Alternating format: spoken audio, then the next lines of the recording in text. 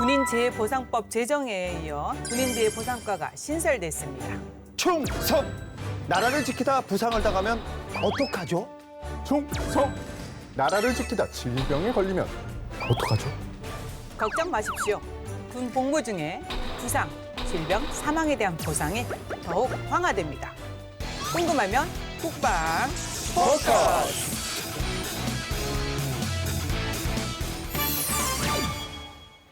국방 포커스, 오늘은 국방부가 새롭게 마련한 군인재해보상과랑 어떤 곳인지 속 시원하게 파헤쳐보겠습니다. 대체 왜 신설됐는지, 무슨 일을 하는지 꼼꼼하게 살펴보도록 하겠습니다. 꼼꼼 좋습니다. 그래서 모신 분들은 인상부터 딱, 꼼꼼한 분들이죠. 어깨는 무겁지만 마음은 뜨거운 국방부 군인재해보상과장 최창동입니다. 군 장병들 눈높이에 맞춰 법률 지식과 정보를 전달하는 유관석 변호사입니다. 대한민국 군 장병들은 행복하게 군 생활을 해야 한다. 한국국방연구원 병행정책연구실장 박문원입니다. 네, 앞서 국방부에 군인재해보상과가 신설됐다고 말씀드렸잖아요. 잠깐만요. 군인 재해 보상, 이 뭔지 일단 궁금해요. 재해라고 하면은 뭐 홍수나 뭐 태풍 같은 거, 뭐 산불 같은 게 재해라고 생각 들고, 그리고 혹시나 저기 뭐 외계인 침공했을 경우 뭐 이런 거를 이제 피해를 입은 군인에게 보상하는 제도 맞습니까, 과장님? 외계인 침공은 아니죠. 아니군요. 그건 아니야. 군인재해보상이란 군 복무 중에 장애를 입은 군인에게 보상을 적절히 하는 걸 말합니다. 제가 이번엔 질문을 드릴게요. 국방 개그맨님과 태 기자님은 군인 재해보상 왜 한다고 생각하십니까? 질문이 쏙 들어오네요. 예? 아마도 이 산업 현장에서 일하는 사람들을 위한 산재 보험처럼 이 전투 현장 그리고 훈련장에서 걱정 없이 근무하고 뭐 총 쏘고 임하라고 뭐 그래서 만든 게 아닌가 싶긴 합니다. 맞습니다. 예. 그러니까 뭐 싸우다 다치면 뒷일은 걱정하지 마라라고 했던 이순신 제동님의 말씀이 생각이 납니다. 그러니까 한마디로 나라와 국민을 위해서 뭐 싸웠는데 나라가 책임져야 되는 거 이거 맞다고 생각합니다. 지금 두 분 말씀 들어보니까 정답 같아요. 어쨌든 바로 이런 것이 국가적인 예우와 책임 아닐까 싶은데요. 자, 네. 국가적 책임과 예우 사실 조금 어렵습니다. 어려워요. 이거 국민들이 좀 알기 쉽게 좀 얘기해 주셔야 될 것 같은데 우리 과장님, 국민들이 보고 있습니다. 쉽게 설명을 좀 부탁드리겠습니다. 네. 예, 국가의 책임과 예우 대표적인 사례가 나라를 위해 희생한 전사자들을 국립현충원에 안장한다든지 찾지 못한 유해를 끝까지 국가가 책임지고 찾는다든지 하는 사례를 들 수 있고요. 다른 예로는 제대 군인의 취업 지원이나 여기서 논하고 있는 군인 재해 보상을 해주는 것을 사례로 또 꼽을 수가 있겠습니다. 와, 네. 취업도 정말로 도와준다. 너무 좋은 것 같아요. 예. 예. 실장님도 추가적으로 하실 말씀이 있을 것 같은데요. 예, 군인이 공무상 만약에 부상을 입는 경우에 성격에 따라서 뭐 잘 알고 계시는 국가유공자 또는 보훈 보상 대상자, 그다음에 이번에 얘기하게 되는 재해보상 대상자가 이렇게 해당하게 됩니다. 물론 뭐 제일 보상액이 많은 걸 이제 보상을 받게 될 건데요. 재해보상의 경우에 병사들은 장애보상금과 사망보상금이 지급되게 됩니다. 네. 뭐 잘 아시는 천안함 폭침 사건 같은 경우에 당시에 이제 부상 장병들이 공상이 아니고 전상으로 이제 보상을 받았습니다. 그리고 목함 지뢰 사건 같은 경우에도 하재헌 중사가 공상이 아닌 전상으로 보상을 받게 되는데요. 우리 현행 법령에 보면은 적이 설치한 어떤 위험물에 의해서 상해를 입거나 또는 적이 설치한 위험물 제거 중에 이렇게 상해를 입은 경우, 이런 경우에 전상으로 보상을 받도록 규정을 하고 있습니다. 네. 맞습니다. 말씀하신 대로 이 목함 지뢰 사건 때 하재헌 중사 그 케이스를 보고 굉장히 가슴 아팠거든요. 이럴수록 이 더 제도가 꼼꼼하게 짜여져서 우리 장병들이 싸우거나 훈련할 때 더 정말 안심하고 할 수 있는 그런 제도가 잘 만들어져야 될 것 같아요. 네, 맞습니다. 국가적 예우와 책임 강화는 바로 군 사기와도 직결되지 않을까 싶은데요. 실장님 어떻습니까? 군 복무 중에 발생한 사고에 대해서 만약에 국가가 뭐 치료와 보상을 다 해준다 그러면 장병들이 스스로 어려움에 임하고 즐겁게 아마 임무를 수행할 겁니다. 네. 그럼 반대로 군 복무를 하면서 상해를 입었는데 개인이 알아서 해라. 그렇게 되면 아무리 애국심에 불타는 병사라도 아마 스스로 조심하고 움츠러들 수밖에 없을 것 같습니다. 맞아요. 예. 그러니까 강력한 군대의 사기는 물론 이제 유형의 군사력이 바탕이 된 가운데 장병 상호 간에 서로 믿음이 있어야 되고 상호에 대한 신뢰가 있어야 됩니다. 그리고 또 무엇보다 중요한 게 장병의 희생에 대해서 국가가 충분히 예우를 할 때 그 사기가 높아진다고 생각합니다. 네. 뭐 최근 이제 저희 한국국방연구원에서도 이 장병의 사기에 관해서 측정을 하고 무형 전력을 높이는 방안에 대해서 많이 연구를 하고 있는데요. 부대 내 인권 친화적인 환경이나 또는 병원 치료 그리고 이 보상도 그 중요한 고려 사항 중에 하나입니다. 좋습니다. 그러니까 내가 죽더라도 내 가족은 나라가 지켜줄 테니 목숨 걸고 싸워라라는 건가요? 이게 좀 약간 국민들이 보고 있습니다. 귀에 팍팍 꽂히게 사례 같은 거 있으면 너무 좋을 것 같아요. 한 2년 전에 전사자 유해 발굴 감식에 대한 연구를 좀 한 적이 있었습니다. 이 연구를 하면서 미군의 이제 전쟁포로 실종자 확인단이라고 있는데요. 미국은 뭐 최근 전쟁 이라크전, 그다음에 베트남전, 한국전은 말할 것도 없고 제2차 세계대전에서 사망한 분들의 유해를 못 찾고 있는 경우에 지금 전 세계를 다 돌아다니면서 유해를 수습하고 있는 걸 제가 봤습니다. 네. 국가를 위해서 희생한 그 장병을 찾기 위해 그들을 결코 잊지 않고 끝까지 조국으로 송환하겠다는 이러한 노력, 이게 바로 가장 대표적인 국가적 예우와 책임의 사례가 아닌가 이렇게 생각을 합니다. 물론 뭐 미군은 보훈 제도에 있어서도 1976년 그 독립전쟁 하기 이전부터 상위 군경들에 대한 연금이라든지 의료 등 지원 제도를 뭐 지속적으로 확충해 왔습니다. 뭐 보상을 잘해주니까 열심히 싸우는 거. 저도 이제 그 개그맨 하다 보니까 재미없는 개그 있단 말이에요. 그땐 욕 엄청 먹는데 저도 개그맨 재해보상제도 우리 코미디 협회에서 좀 만들어줬으면 좋겠습니다. 아, 네.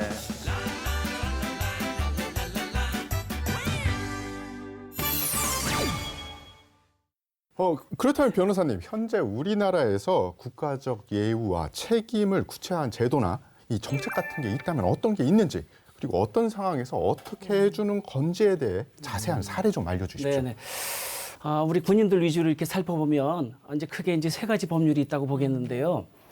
첫째는 국가유공자법이 있고요. 둘째로는 보훈 보상자법이 있습니다. 그리고 세 번째가 이번에 이제 제정된 군인 재해 보상법, 요 세 가지 법률에 이제 근거하고 있을 텐데요. 네. 첫째 이 국가유공자법에는 전상군인하고 전몰군인을 보호하는 규정이 있습니다. 전상군인, 전몰군인은 이제 전투나 또는 이에 준하는 직무 수행 중 입은 재해 이제 이런 거고요. 그 다음에 이제 공상군인, 순직군인이라고 해서 국가의 수호, 안전보장 또 국민의 생명, 재산 보호와 직접적인 관련이 있는 경우 이때 이제 이런 업무로 인해서 상해를 당하신 분을 가지고 이제 공상군인 또는 이제 사망하시면 순직군인이라고 하는데 네. 이분들에게는 이제 국가유공자법이 적용되고요.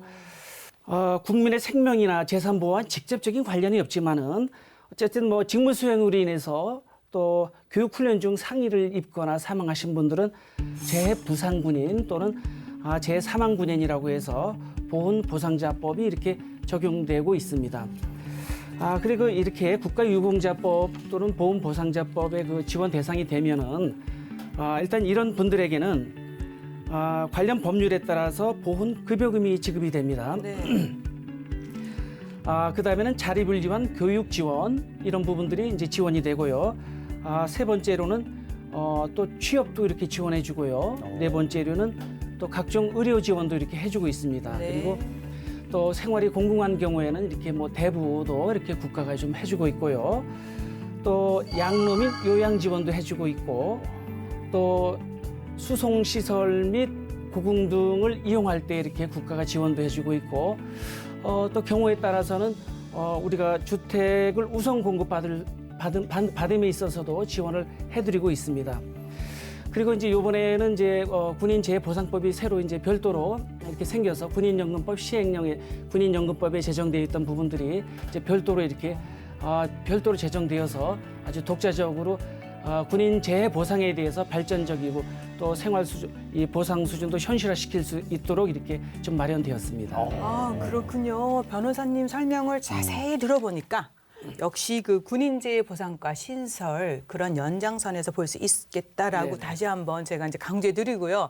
그래서 과장님, 군인 재보상과 어떤 곳인지 그리고 신설 목적 그리고 주요 업무 등등 소개해 주시겠습니까?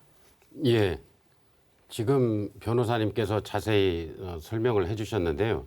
제가 첨언을 해드리면 사실 1963년에 군인연금법이 제정된 이래 목적과 성격이 다른 군인연금과 재보상제도가 통합 운영돼 왔습니다. 네. 그런데 일반 국민들은 지금도 느끼시겠지만 군인연금에 관심이 많거든요. 군인연금이 그 재정 적자 규모가 아주 상당합니다. 네. 그래서 사실상 중요한 군인의 그 희생과 헌신에 대해서 재보상하는 그런 부분에 대해서는 상대적으로 미흡했던 것이 사실입니다. 네. 그래서 이러한 문제를 해결하기 위해서 19년 12월에 군인연금법에서 군인 재보상 부분을 분리해서 분법을 해서 별도의 군인 재보상법을 제정하게 된 겁니다. 네. 그리고 이러한 군인 재보상법을 좀 더 효율적이고 효과적으로 안정적으로 운영하기 위해서 전담부서가 필요했고요. 네. 이러한 전담부서를 올해 3월 30일부로 신설하게 된 것입니다. 그렇군요. 말씀하신 거를 좀 간추려 봤더니 이 군인연금법을 개정을 해서 그 재보상 분야를 이렇게 좀 분리를 시켜가지고 네. 재보상을 좀 현실화시켰다 이렇게 정리를 했는데 맞나요? 예, 맞습니다. 예. 예, 군인 재보상과 신설을 통해서 질병이나 사고를 당한 장병들 그리고 가족들을 모두 이제는 좀 더 나은 미래로 함께 갈 수 있게 된 것 같습니다. 그리고 이런 사례는 역사에서 많이 볼 수 있는데요. 잠깐만요, 태 기자님. 역사 얘기는 저 Y방송국 저 프로그램 홍보하시면 안 됩니다, 여기서. 본인 하는 거 홍보하지 마세요. 마음의 소리가 들렸나요? 안 됩니다, 안 됩니다. 자, 그런데 말입니다. 2021년 대한민국 국방부만 고민하고 있는 겁니까? 언제 어디서 이런 고민이 시작되었을까요? 그 시작은 로마 시대 아닐까요? 로마 시대? 아니, 이거 확실한 얘기입니까? 지금 국민들이 보고 있습니다. 저도 그렇게 생각은 하지만 정말 로마 시대가 맞습니까? 이럴 땐 뭐다? 좋습니다. 알아두면 똑똑해지는 신기한 국방 지식. 그것이 알고 싶은 지식 포커스. 역대 최대 제국을 건설했던 세계 최강 몽골 군대, 유럽을 제패한 천하무적 로마 군단, 이보다 더 빠르고 강할 수는 없다. 프랑스 나폴레옹의 기병대, 세계를 제패한 세 나라들의 공통점은 무적 파워, 강한 군대가 있었다는 것. 그리고 공통점이 또 하나 있었는데, 다이어트 지식 포커스. 오늘의 포커스는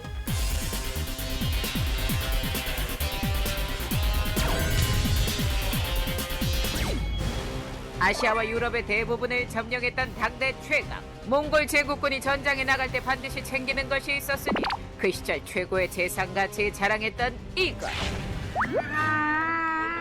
그 이유는 유사시 전투자금으로 사용하기 위해 땡. 그렇다면 일촉즉발 전쟁터에서 전쟁을 해. 막 점점 치열해져. 소중한 병사가 다쳐. 막 다쳐. 어떻게? 잠시만요. 부상병 치료하고 가실게요.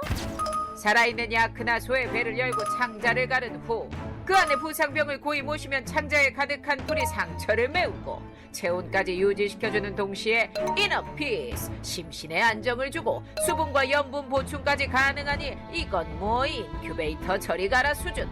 여기서 끝이 아닙니다. 안전하게 긴급 후송한 뒤에는 높은 수준의 외과수를 보유한 아랍 지역과 한의학 꽉 잡고 있는 중국 현지에서 초빙해온 최고의 의료진이 최상의 서비스로 치료에 만전을 기했다는 것.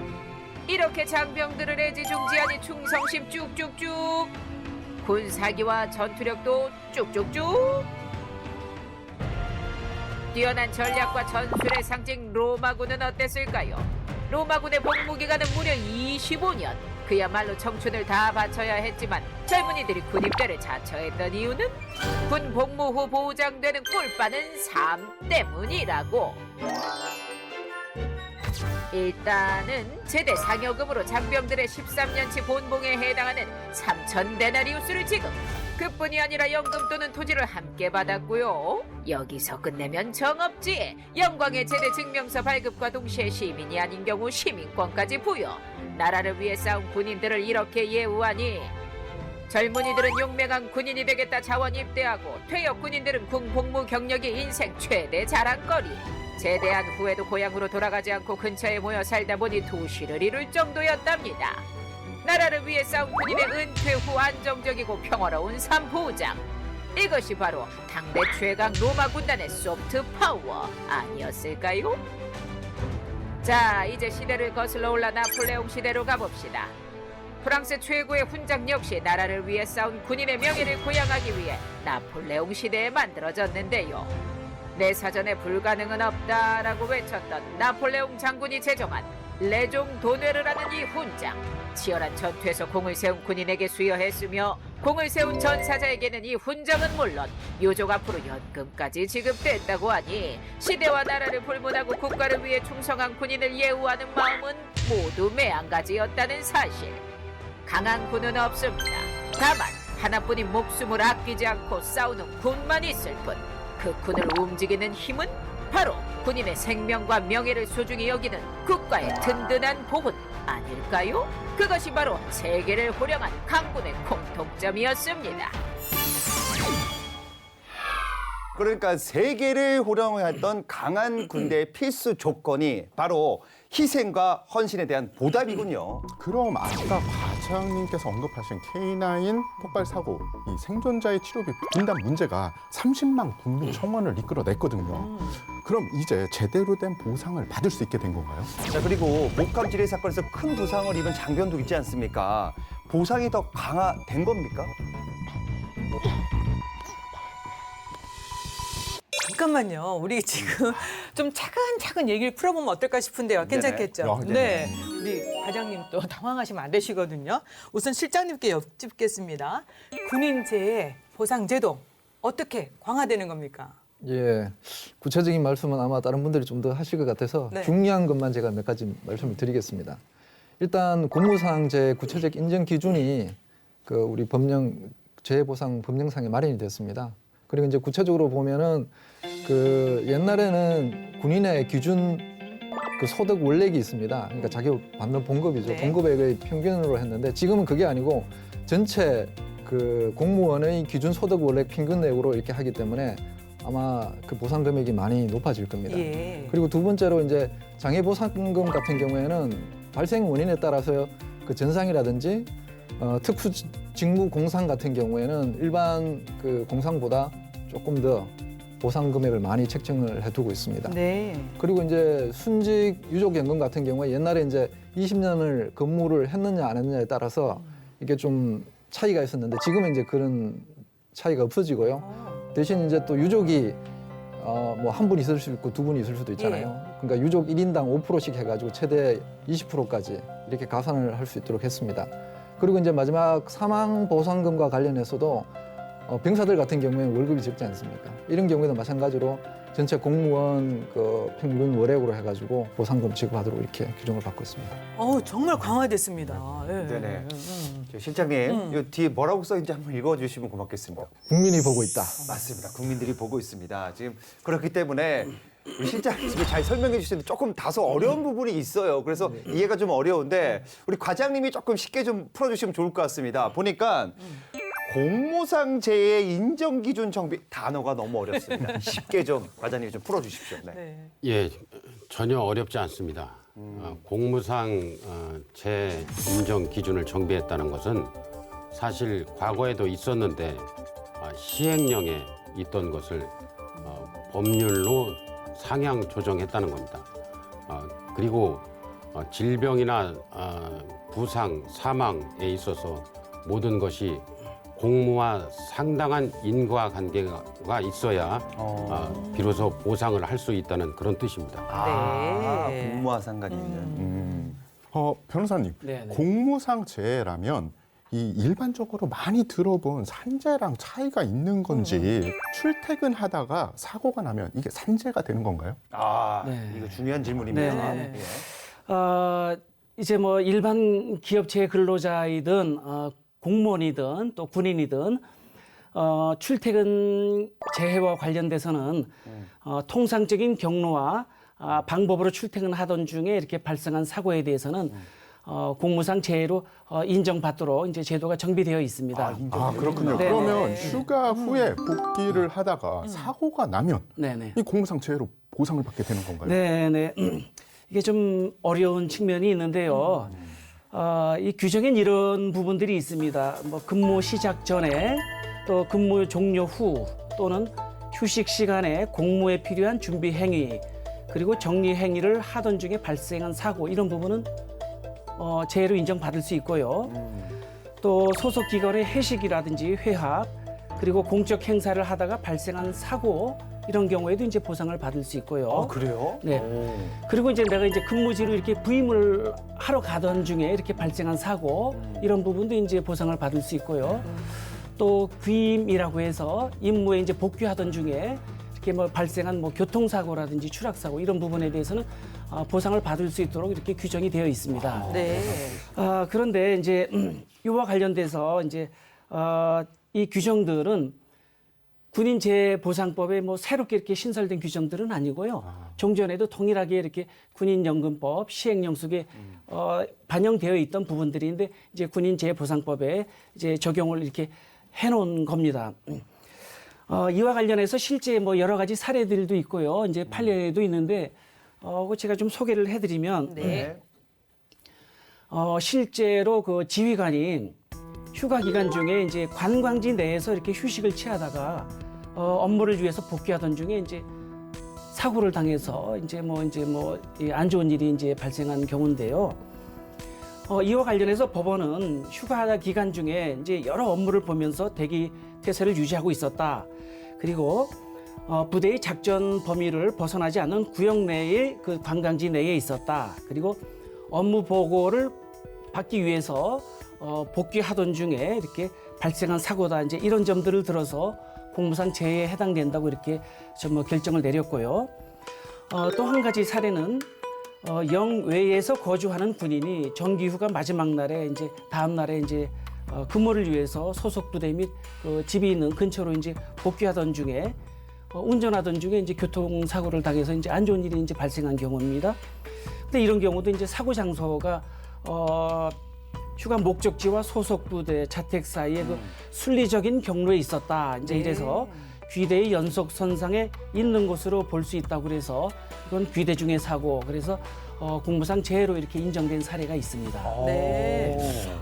그러면 실장님, 지금 이제 변호사님께서 이제 공무상 재해 사례를 잘 설명해 주셨는데 이건 어떻습니까? 지난해 집단 감염된 콜센터 직원이 산재 처리됐다는 소식이 들렸는데 그럼 현재 복무 중 코로나19로 감염이 됐다. 이것도 공무상 재해로 보상을 받을 수 있는 겁니까? 어떤 겁니까? 예. 예, 뭐 제 개인적 의견을 말씀드리면은 지금 이제 공무상 재해 구체적 인정 기준에 의하면은 고의나 사적 행위로 발생한 사고 또는 뭐 사적인 침묵 행위나 취미 활동으로 인해서 발생한 사고를 제외하고는 네. 그 공무상 재해 사고를 좀 폭넓게 인정을 하고 있습니다. 그 뭐 예를 들면 뭐 공무 수행을 위해 입주가 필요하거나 의무화되어 있는 시설 등에 뭐 불완전한 어떤 시설 관리로 인해서 어떤 사고가 발생한 경우, 이 경우에도 이제 공무상 사고로 인정하고 있는데요. 이제 장병 같은 경우에는 복무를 하기 위해서 당연히 병영 생활 내 거기 생활을 해야 되지 않습니까? 그죠. 그러니까 당연히 뭐 부대 생활을 하다가 코로나에 만약에 감염됐다 그러면 충분히 이 조항에 해당할 여지가 있을 것 같고요. 네. 또 하나는 이 그 인정 기준에 보면은 그 공무상 질병과 관련해서도 전염병이 있는 지역에서 만약에 복무를 하거나 뭐 다른 그 기관에서 필요한 조치를 하다가 만약에 그 질병에 또 걸렸다. 그러면 이 경우에도 이제 공무상 질병으로 보고 있습니다. 네. 이런 걸 감안한다면 만약에 부대의 어떤 코로나 예방 수칙이라든지 지휘관의 구체적 지시를 만약에 위반하지 않고 일반적인 복무 과정에서 만약에 코로나에 감염됐다 그러면 이것도 공무상 질병으로 봐야 되지 않을까 그렇게 생각합니다. 네. 그러니까 공무 수행 그리고 이제 사고나 질병 발생에 따른 인과관계가 예, 맞습니다. 인정되느냐, 요 기준이 정말 중요할 것 같습니다. 예, 그런데 이제 지금 실장님 말씀 들어보니까 그 인정 기준은 좀 포괄적으로 넓어졌다 이런 것 같습니다. 네네. 예. 과장님, 현재 그 코로나19가 장기화되면서 뭐 코로나 블루, 코로나 블랙, 심지어 뭐 심리적으로 불안 증세까지 심각합니다, 사실. 지금 장병들도 많이 힘들 것 같은데 코로나19로 인해 심리적 불안 증세, 이거 공무상 재해로 보상받을 수 있을까요? 예, 코로나19로 인한 격리, 치료 등에 따라서 우울증 등 심리적 불안 증세가 지속된다면 공무상 재해로 충분히 인정 가능할 것으로 생각합니다. 그래요? 그렇구나. 실질적으로 사례를 살펴보면은 사례가 네. 있습니까? 천안함 생존 장병이 58명입니다. 그들이 현재 외상 후 스트레스 장애를 겪고 있는데 맞아요. 실제 21-2차 군인재해보상 심의회에서 스트레스 장애를 다 공무상으로 인정을 했습니다. 네. 그래서 상위 연금 지급 대상으로 의결을 한 바가 있거든요. 그래서 상위 연금은 1급에서 7급, 또 장애보상금을 받게 되면은 1에서 9급까지 해당된다면 보상을 해줄 수 있습니다. 되는군요. 군이 장병들의 이 코로나19 불안 증세까지 대비를 하고 있다니 참 예. 든든해요. 네. 그 전에는 좀 육체적으로 눈에 가시적으로 보이지 않으면 심리적인 문제는 약간 좀 뒤처지는 감이 있었거든요. 네. 자, 그런데 건설 현장에서 가장 많이 나는 사고가 추락 사고 아닙니까? 맞아요. 근데 이제 업무 관련성 또 사고 원인 타당해야 이제 산재 처리가 된다라는 것입니다. 이게 중요하지 않습니까? 맞습니다. 네. 근데 이제 음주 후에 이 그 작업 현장에서 추락을 하면은 이게 이제 업무상 재해가 아니라 본인 과실이라고 좀 들었는데 이게 군인 재해도 마찬가지인지 궁금해요. 그러니까 네네. 자기가 미숙하게 총 다루다가 이게 잘못해서 발사하고 뭐 이랬을 경우 아니면 뭐 운전 미숙으로 교통사고 났을 때 변호사님 이것도 뭐 해당이 됩니까 어떻습니까? 네. 좋으신 질문이신데요. 군인재해보상법에는 공무상 재해로 인정받을 수 없는 경우를 이렇게 명확하게 규정해 놓고 있습니다. 네. 제가 잠깐 좀 소개를 소개해 해보겠습니다. 주셔야 될 것 같아요 이거는. 네. 그게 첫 번째가 아까 이제 뭐 실장님께서도 말씀하셨지만 고의에 의한 사고, 뭐 스스로 내가 이게 뭐 어디 뭐 자해 칼로 뭐, 같은 자해를 했다든지 뭐 이런 경우는 원칙적으로 받을 수 없겠죠. 네. 그리고 이제 뭐 두 번째로는 뭐 휴가 기간 중이라든지 어떤 사적 행위에 의해서 발생한 사고 이것도 역시 보상받을 수 없다고 할 것입니다. 이 명문화다 되어 있는 그러니까 겁니다. 사적인. 네네. 그다음에 이제 뭐 근무지를 무단 이탈해서 발생한 사고, 그다음에 공무 수행 중이지만 뭐 사적 원인, 뭐 폭력이라든지 장난에 의해서 발생한 사고 이런 부분들도 역시 보상을 받을 수 없을 거고요.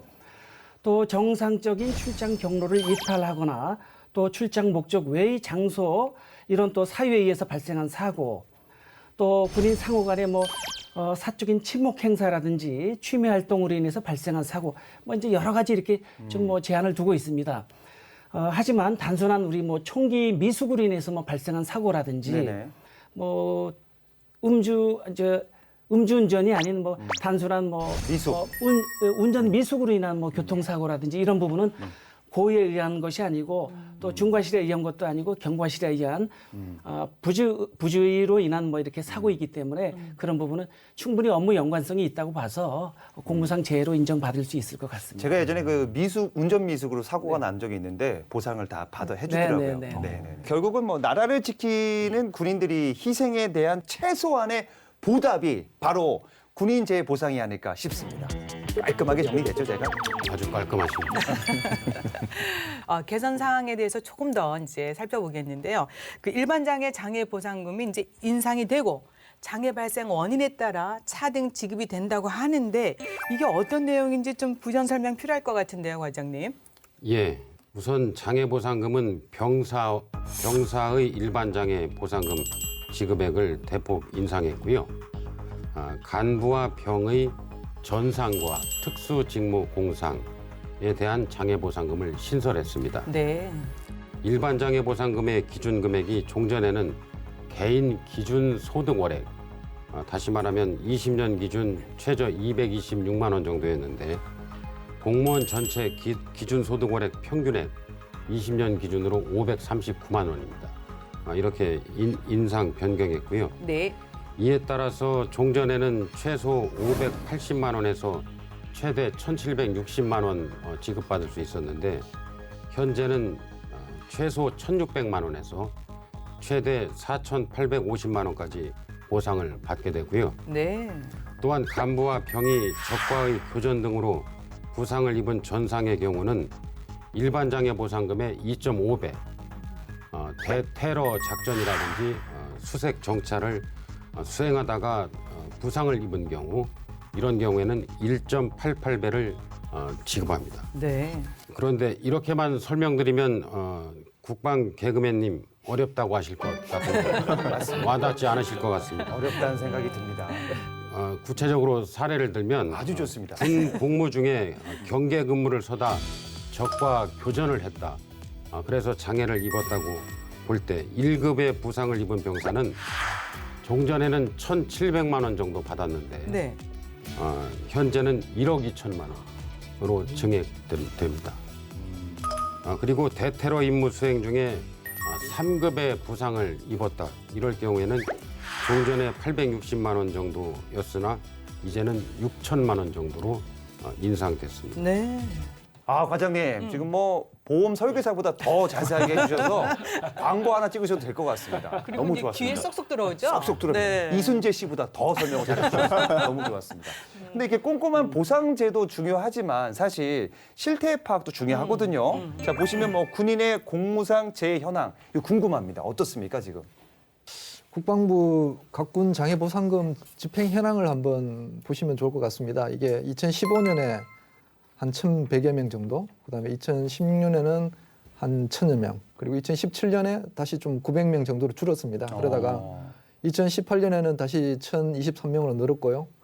2019년에는 890명으로 조금 줄었습니다. 그러니까 보상액을 보면 매년 한 115억 원에서 아마 한 136억 원 사이 그 정도로 되는 걸로 보이고요. 네. 그리고 군에서 사망 사고도 옛날보다는 많이 줄었습니다. 뭐 한 2015년에는 93명 정도였는데 뭐 매년 줄어가지고 그 2018년하고 19년에는 지금 86명 정도로 줄었습니다. 뭐 이제 사고 종류에는 안전사고로서 이제 차량, 그다음에 항공기, 함정 사고, 뭐 폭발 사고, 그다음에 추락, 충격 사고, 익사, 화재 뭐 여러 가지 사고 유형이 많이 있습니다. 아무튼 뭐 군에서 성실하게 복무하다가 이런 사고가 나더라도 지금은 이제 다 보상을 받을 수 있게 되었습니다. 아, 보상이 네. 탄탄합니다. 네네. 그렇다면 보상금 지급 현황은 어떻게 되나요, 과장님? 예, 20년 기준으로 말씀드리면요. 장애 보상금은 771명에게 148억 원, 사망 보상금은 178명에게 123억 원, 순직 유족연금은 3,849명에게 903억 원, 상위연금은 1,135명에게 212억 원 지급되는데요. 연간 약 1,386억 원 정도가 됩니다. 네. 근데 이제 안타까운 사고가 발생하지 않도록 사전에 대비를 철저히 하는 것도 중요하겠지만 또 더불어서요. 그 촘촘한 제도를 마련함으로 인해서 그에 합당한 예우, 보상을 해주는 거 반드시 필요한데 이 부분은 변호사님이 좀 강조해 주시겠습니까? 네.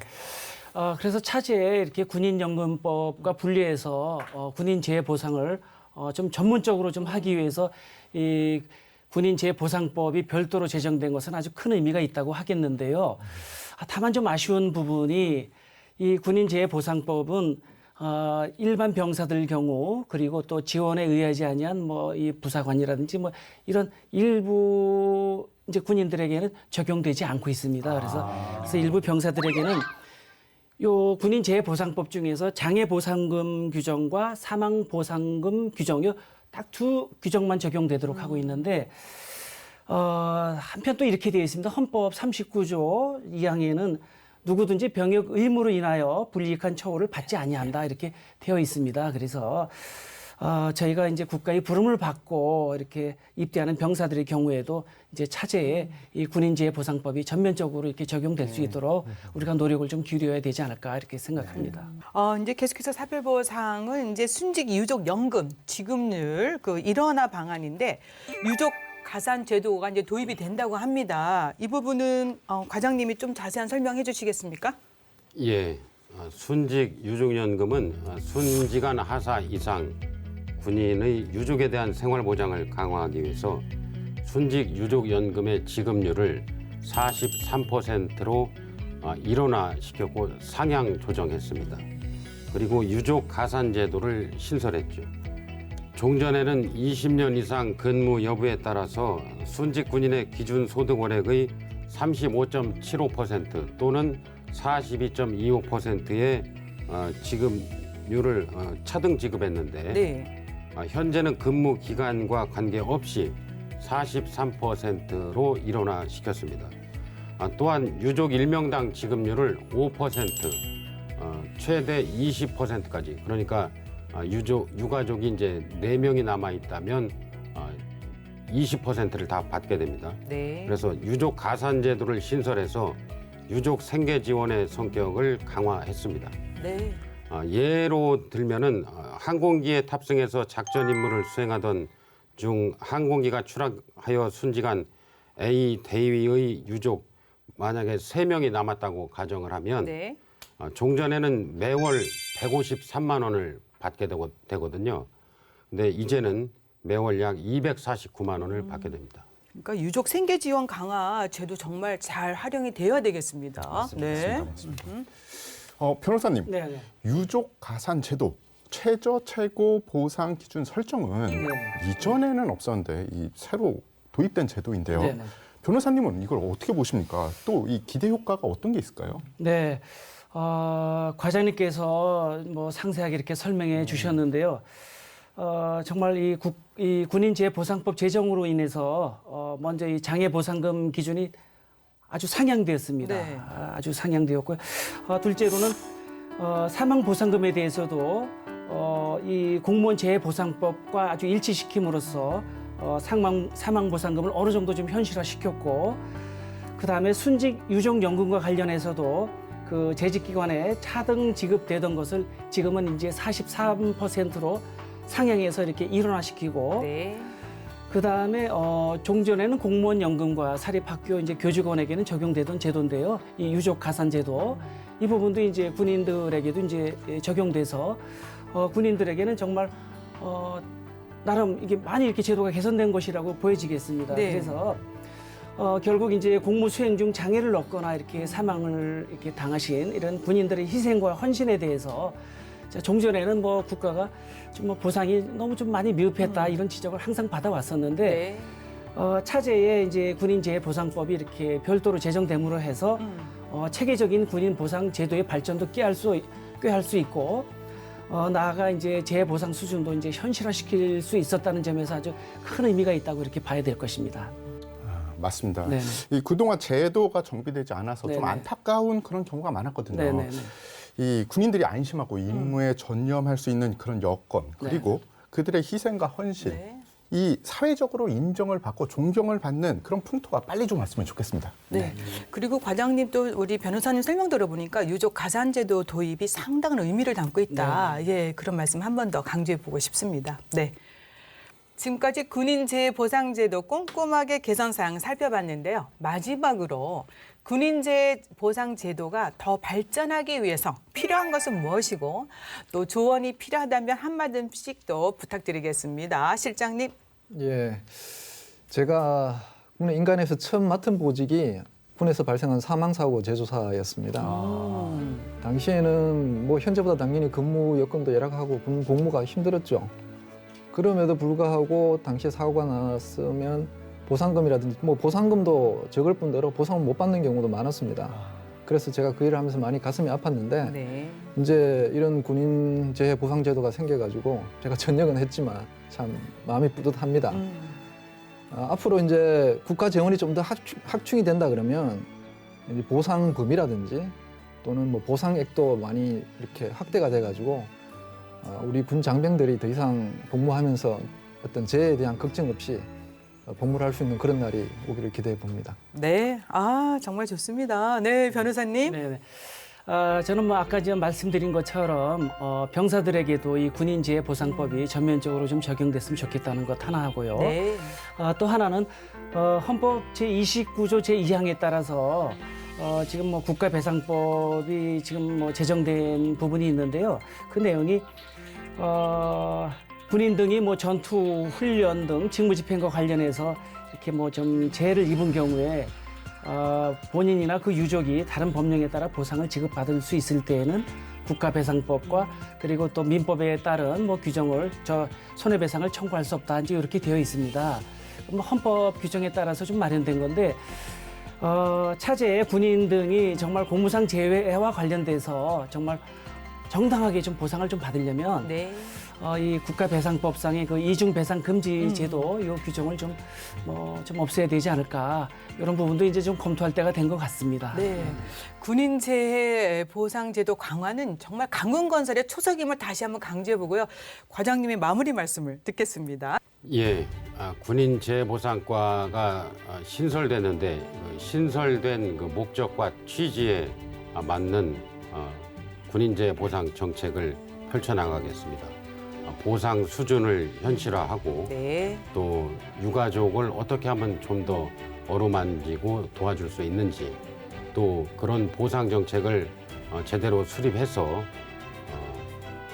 군인들이 임무에 전념할 수 있는 토대를 만들도록 하겠습니다. 네. 갑자기 마음이 따뜻해지지 않습니까? 네. 세 분의 마음을 잘 전달된 것 같습니다. 네. 하지만 이런 데 쓰이는 세금은 아까운 것 같지가 않아요. 네. 당연히 보상해줘야죠. 자, 과장님. 하지만 하나 남았습니다. 잠깐만. 국방 포커스 시그니처 요점 정리가 남았습니다. 과장님이 국민들이 알기 쉽게 한 줄 평해 주시면 됩니다. 자, 군인 재해 보상은 땡땡땡이다. 군인 재보상은 대한강군이다. 오, 대한강군 맞습니다. 너무 좋습니다. 네. 역시 깔끔한 정리. 감사합니다. 네. 보람되고 자랑스러운 군 복무, 또 게다가 튼튼한 국방 건설을 위해서는 오늘 저희가 논의한 군인 재해 보상 제도가 더욱 현실화되고 효율적으로 잘 좋은 성과를 이어지길 또 기대해 보겠습니다. 도움 말씀 잘 들었습니다. 국가와 국민을 지키기 위한 희생과 헌신을 끝까지 기억하고 보답하기 위해 군인재해 보상 제도가 효율적으로 또 안정적으로 운영되고 발전되길 기대해 보면서 함께 인사 나누겠습니다. 국방에 대한 모든 거 국방 포커스!